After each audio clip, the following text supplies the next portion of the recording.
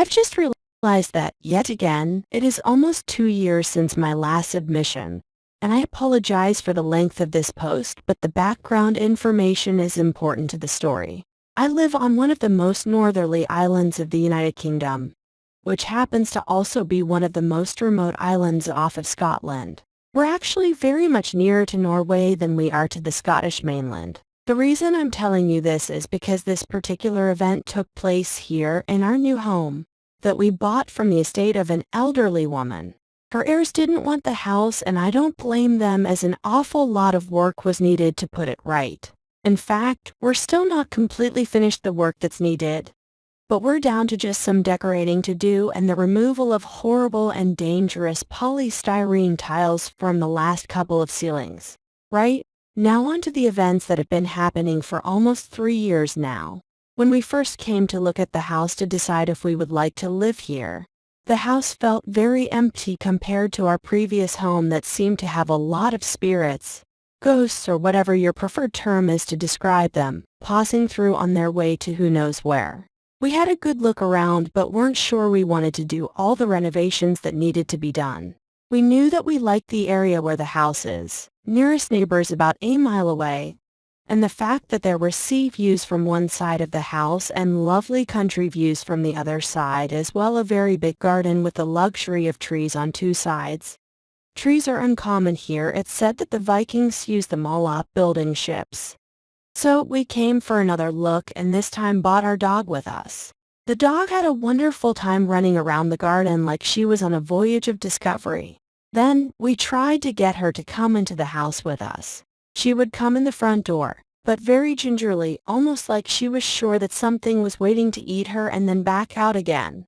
Eventually she came in, with a lot of coaxing and nice treats, and had a look around the rooms and decided they were fine.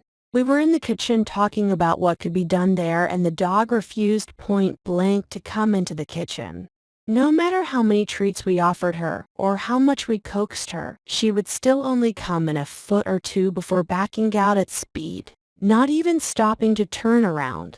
We decided to buy the house, and eventually the dog got used to living here, as did our cats, although none of them liked the kitchen.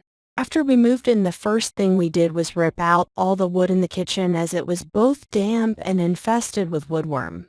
Still, the animals avoided even looking into the kitchen. This is important to remember, that there were no floorboards in the kitchen, just a 6-foot hole. But when I poked my head in to see how things were going, I saw an elderly lady standing in the middle of the floor, seemingly looking around the kitchen to see what was going on in there. She noticed me looking through the door and turned around slowly and smiled at me, such a lovely, warm smile as well. Since the first sighting of her, she was a permanent fixture for the first 18 to 20 months that we lived here, which happened to coincide with the structural work that needed to be done. The thing that seemed to interest her the most was the design of our new kitchen.